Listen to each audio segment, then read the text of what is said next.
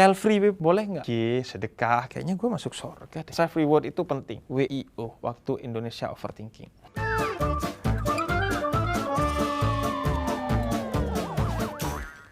Bagaimana Habib, puasanya lancar? Alhamdulillah lancar. Hampir gak lancar karena ketemu kamu terus.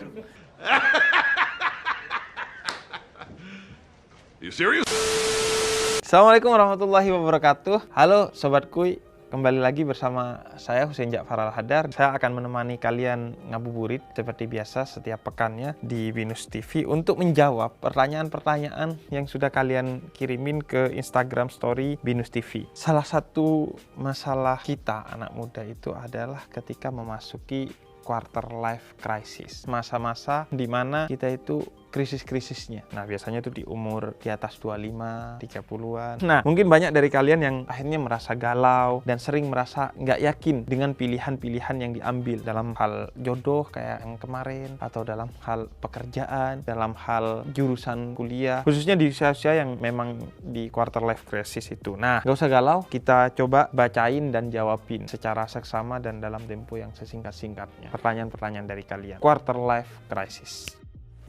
Salah nggak sih, Bib, kalau nikah dijadikan jalan keluar buat keluar dari masalah keluarga? Salah, karena masalah itu bukan untuk dihindari. Baik dihindari dengan hal-hal yang tidak haram, dan apalagi dihindari dengan hal-hal yang haram. Banyak orang menghindari masalah dengan mabuk-mabukan, dengan hal-hal yang haram. Padahal itu bukan menyelesaikan masalah, itu hanya menunda masalah untuk kemudian masalah itu kembali lagi dengan bobot yang jauh lebih besar. Karena sudah ada waktu di mana kamu gak urus, akhirnya ditelannya makin gede dan kamu makin berantakan setelah mabuk. Jadi awalnya kamu mabuk minuman keras, setelah itu kamu mabuk masalah. Begitu juga dengan cara menikah. Sebagian orang yang dia punya masalah mental, kemudian dinikahkan katanya, biar kemudian selesai masalah mentalnya. Malah nambah masalah. Karena sendiri aja dia punya masalah mental, apalagi harus menyelesaikan dua masalah dari dua orang yang menikah. Orang punya masalah mental ya diselesaikan masalahnya ke psikolog, ke psikiater. Jadi nikah itu bukan untuk menyelesaikan masalah-masalah keluarga. Masalah kita diselesaikan, baru kemudian kita menikah. Atau kalau harus diselesaikannya dengan cara menikah, baru kemudian itu menikah menjadi penting atau bahkan wajib. Kata Nabi, kalau kamu sudah cukup umur dan nafsumu itu tumpah-tumpah seperti es krim, maka menikahlah jika kamu mampu. Mampu dalam finansial, mampu secara mental, mampu dalam segalanya. Kalau gak bisa, ya tahan dengan puasa atau dengan mengalihkan kepada hal-hal yang positif. Toh juga menikah itu tidak wajib, jadi bagi yang mampu. Ada banyak ulama seperti Ibnu Taimiyah, Imam Nawawi yang nggak menikah karena mengutamakan untuk berjihad melalui ilmu. Harus gimana, Bib, biar gak terus-terusan bandingin hidup sama orang lain? Oke, kita belajar dari Al-Quran. Bagaimana caranya? Yang pertama, kata Al-Quran adalah bahwa laqad khalaqnal insana fi ahsani taqwim. Kamu ini adalah ciptaan terbaik dari Allah Subhanahu wa Ta'ala. Yang simpel aja, Anda tahu bahwa Anda adalah juara satu dari kompetisi di dalam perut ibu Anda. Itu ada jutaan calon bayi yang sedang berkompetisi dan Anda juara satu. Jadi, seburuk-buruknya Anda itu masih juara di dalam perut ibu Anda. Dan karena itu, Anda itu adalah juara paling tidak di hati ibu. Anda manusia tertampan, tercantik bagi ibu Anda. Anda manusia terbaik di mata ibu Anda. Karena itu, cara tidak membandingkan dengan diri orang lain, pertama meyakini bahwa Anda ciptaan terbaik dari Allah. Membandingkannya dengan orang lain itu adalah dosa dan membuat diri Anda bermasalah. Dan yang kedua, bangun circle yang tidak membanding-bandingkan Anda dengan orang lain. Bangun circle yang positif, positive vibes. Kata Nabi dalam hadisnya, kumpul sama orang-orang yang baik bagi kamu dan kamu jadi baik kepada dia. Seperti kumpul dengan tukang minyak wangi, kata Nabi. Kamu gak beli minyak wanginya, kamu ketularan wanginya. Dan yang ketiga adalah asa antuk takrahu syai'an wa huwa khairun lakum wa asa antuhibbu syai'an wa huwa syarrun lakum. Kata Al-Quran, apa yang menurut kamu baik pada orang lain, belum tentu nyatanya baik. Orang tajir, kamu iri kepada dia, belum tentu dia senang dengan ketajiran. Orang menikah muda, kamu iri, belum tentu dia bahagia dengan semua itu. Setiap kamu dengan keputusanmu sendiri, berdasarkan pertimbangan-pertimbanganmu sendiri. Jangan karena orang lain. Jadi belum tentu yang baik menurut kamu itu sebenarnya baik sejatinya. Begitu juga sebaliknya, belum tentu yang buruk menurut kamu dia biasa mabuk, pasti semalam mabuk. Kenapa? Karena bawa botol tengah malam. Belum tentu, siapa tahu itu botol kecap. Ngapain kamu nambah dosa diri kamu sendiri aja? Kalau punya 99 alasan untuk suudzon dan satu alasan untuk husnudzon, kata Imam Ghazali, pilih yang satu. Husnudzonlah kepada orang lain. Bib, gimana cara dan doa untuk mengikhlaskan sesuatu dan tanda kalau sesuatu itu sudah kita ikhlaskan. Oke, yang pertama doanya dulu. Doanya adalah Rabbi inni as'aluka nafsan mutmainnatan. Jadi ya Allah, aku minta diri ini, jiwa ini, hati ini, pikiran ini tenang dengan segala yang sudah kita lakukan. Kurang lebihnya biar Allah yang atur. Kekurangannya apa kita benahi nanti setelah ini. Kelebihannya apa kita syukuri. Pokoknya sesuatu itu lakukan, kemudian serahkan kepada Allah. Nah, caranya agar kita bisa ikhlas, yang pertama adalah lakukan segala sesuatu dalam usaha yang maksimal. Kalau kita gak maksimal, pasti kita gak ikhlas. Kenapa? Kalau udah gak maksimal, kemudian dapat hasilnya kurang, seandainya gue kemarin begitu, pasti hasilnya gak segini. Karena belum maksimal. Tapi kalau udah maksimal, udah gue mentok segini, ya emang segini udah gue. Sehingga lu bisa ikhlas gitu, kalau udah lu maksimal dalam ikhtiar. Karena itu, ikhlas itu adalah pintu terakhir setelah kamu memaksimalkan ikhtiar. Ujung dari ikhtiar, usaha itu adalah ikhlas. Yang kedua, ikhlas itu berakar kata dari kata kholas. Kholas itu artinya murni. Ikhlas itu memurnikan. Maka cara untuk ikhlas, terus belajar, terus latihan untuk ikhlas. Karena ikhlas itu adalah upaya untuk kamu memurnikan. Yang ketiga, hindari segala sesuatu yang bisa membuat kamu ke-trigger untuk tidak ikhlas. Contohnya apa? Kata Al-Quran, kalau sedekah sebisa mungkin itu sembunyi-sembunyi. Jangan kelihatan. Karena kalau kelihatan potensi untuk gak ikhlas tinggi. Sedekah gitu. Akhirnya kamu, iya ya. Terus kamu bercermin, kayaknya gue masuk surga deh. Jadi segala potensi yang bisa bikin kamu trigger untuk gak ikhlas, hindari. Ngepost di medsos, sedekah kita boleh nggak? Boleh kata Allah dalam Al-Quran. Tapi kalau sekiranya kamu ke-trigger jadi gak ikhlas, jangan di-post. Tahan gitu. Mentok taruh di draft doang tuh, tapi gak di-share. Pada akhirnya, ikhlas itu belajarnya dari, maaf, WC. Anda belajar ikhlas dari WC. Ketika Anda BAB atau BAK di WC, itu Anda belajar ikhlas. Anda keluarkan, Anda langsung flush. Kemudian ketika Anda mau keluar, Anda pastikan tidak ada jejak, termasuk jejak baunya. Itulah ikhlas. Coba Anda sedekah seperti BAB atau seperti Anda buang air kecil. Itulah ikhlas. Pokoknya, sekiranya nggak ada orang yang tahu itu misi rahasia itu. I don't know. Atau belajar ikhlas dari surat Al-Ikhlas. Surat Al-Ikhlas itu nggak ada kata ikhlasnya. Kalau orang udah bilang, wah gua ikhlas nih, berarti nggak ikhlas. Belum ikhlas.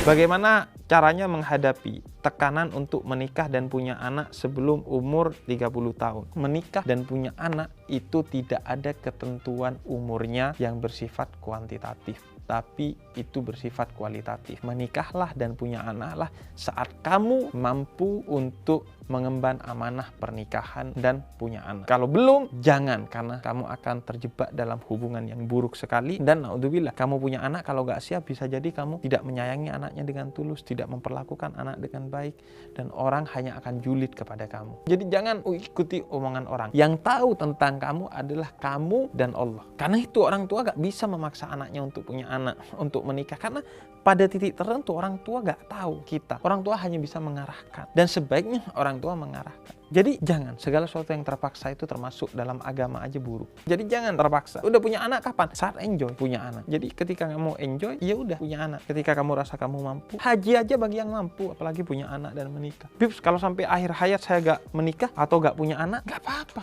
Emang kenapa? Gak apa-apa. Para ulama, Ibnu Taimiyah, Imam Nawawi gak punya istri sampai akhir hayatnya, memilih untuk mengabdi pada ilmu pengetahuan. Gak apa-apa. Child free, Bib, boleh nggak? Kalau memang dengan punya anak akan buruk bagi kamu atau anakmu, child free. Tapi kalau memang mampu, ya punya anak lah. Karena kan gini, Anda pernah membayangkan nggak sih kalau Nabi Adam child free? Anda nggak ada. Jadi jangan ego gitu. Kalau memang mampu, ya udah punya anak gitu. Jangan cuma ego, wah pengen nggak ribet hidup saya, nggak mau punya anak. Enggak. Kecuali memang kalau punya anak akan buruk bagi kamu dan anakmu, child free lah.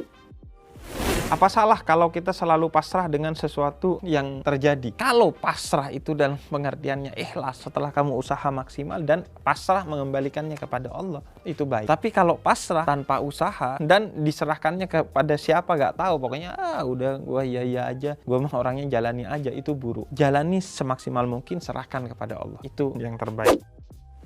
Bib, bagaimana pandangan Islam soal masalah finansial? Nah ini urusan beda pendapat gak begitu masalah. Tapi kalau udah beda pendapatan itu masalah besar bagi kita. Misalnya Bib, lagi bener-bener butuh uang. Gimana caranya supaya kita gak pinjem uang ke bank? Atau sebenarnya boleh gak sih pinjem uang ke bank? Gini, bank, kalau banknya bank syariah ya tentu gak ada masalah. Tapi kalau bank konvensional ada perbedaan ulama soal hukum bank. Hukum bunga bank juga gitu, terjadi perbedaan. Ada yang bilang boleh karena gak riba, ada yang bilang gak boleh karena karena riba. Tergantung kemudian. Makanya Anda nanti konsultasi secara khusus soal itu dengan ahlinya. Nah, tapi Bib, gimana caranya agar gak pinjem uang ke bank? Pinjem uang ke Allah makanya. Dengan apa? Dengan sedekah. Saya suka ditanya, Bib, nabung itu baiknya di bank atau di celengan? Kata saya di kotak amal. Karena setiap kamu beramal, maka kamu berarti berinvestasi kepada Allah. Sehingga saat kamu butuh, kamu akan mendapatkan min haitsu la yahtasib, dari tempat yang tidak terduga-duga. Baiklah kepada Allah, pinjamlah kepada Allah. Lakukan segala sesuatu untuk Allah sehingga Allah akan mengurusi kamu. Karena urusan akan menjadi baik-baik saja kalau yang ngurus itu Allah. Makanya wallahu khairul hafidin wa huwa arhamur rahimin. Dia penjaga yang terbaik dengan penjagaan yang penuh cinta melebihi cinta ibumu kepada kamu. Jadi minjamnya kepada Allah. Artinya ya melalui usaha-usaha, tapi jangan kemudian tidak melibatkan Allah dalam usaha itu. Jadi tidak melibatkan Allah itu baik tidak berdoa ketika mau cari pinjaman atau pinjam ke hal-hal yang sebenarnya diharamkan.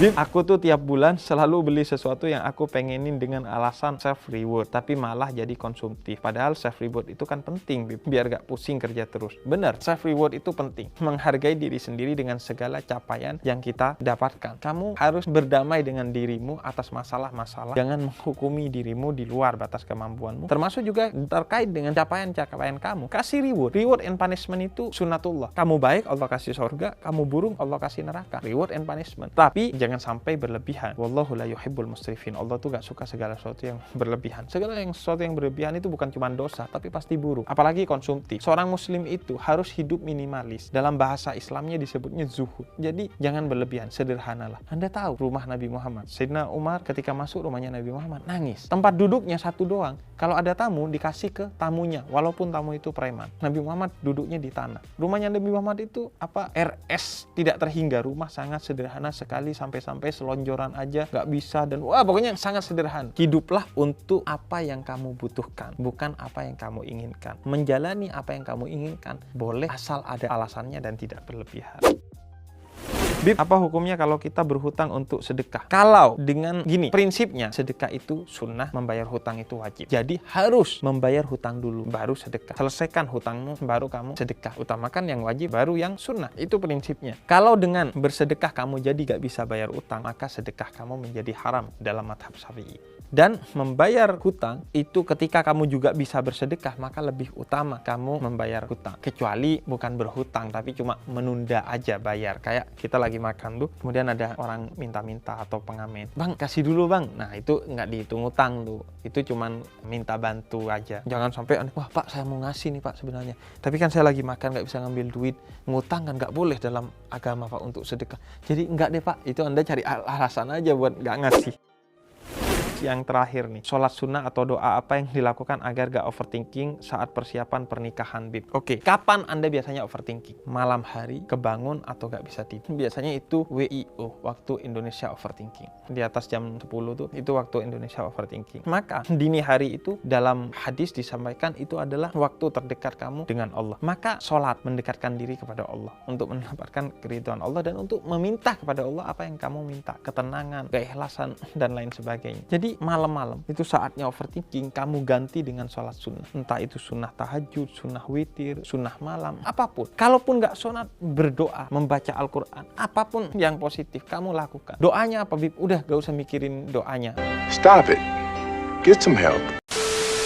Lagi overthinking suruh mikirin doanya. Gini deh, doa terbaik itu adalah doa yang disampaikan dari lubuk hatimu dengan bahasa apapun. Gak mesti bahasa Arab, gak mesti bahasa Indonesia yang baik dan benar, tidak mesti harus pakai bahasa baku, gak mesti harus buka kamus dulu, pakai bahasa daerah, atau gak usah pakai mulut, pakai hati. Maka itu doa terbaik bagi kamu. Baik itu ibadah-ibadah yang sifatnya ritual atau ibadah-ibadah yang sifatnya non-ritual, kayak olahraga. Olahraga itu kan ibadah juga. Pada akhirnya bagaimana seharusnya kita menentukan dan menemukan jati diri kita menurut agama Islam? Yang pertama adalah mengenali dirimu. Kenali siapa dirimu. Karena itu, milikilah waktu untuk kamu mengenali dirimu sendiri. Me time itu bukan Anda main game, bukan Anda enjoy-enjoy. Enggak, coba muhasabah diri. Hisablah dirimu sebelum Allah menghisab dirimu kelak di akhirat. Jadi caranya di tengah-tengah quarter life crisis, pikirkan dirimu ini siapa sih? Maumu itu apa? Visi misimu apa? Agar hidupmu menjadi bermakna. Dan ketika kamu sudah menemukannya dan menentukannya, jalani itu dengan serius agar kamu nggak menyesal. Dan terakhir, kurang lebihnya mohon maaf. Artinya kurang lebihnya biarkan itu Allah yang mengurus. Ittaqullah famastamta'tum. Bertakwalah kepada Allah semampumu. Kalau urusan takwa aja kamu disuruh semampunya, apalagi urusan hidup. Ganti kata seharusnya menjadi semampunya. Kamu gak harus hidup seharusnya, tapi semampunya. Karenanya gak usah banding-bandingin diri dengan orang lain. Bandingin aja dengan dirimu sendiri. Hari ini harus lebih baik dari hari kemarin, hari esok lebih baik dari hari ini. Wassalamualaikum warahmatullahi wabarakatuh.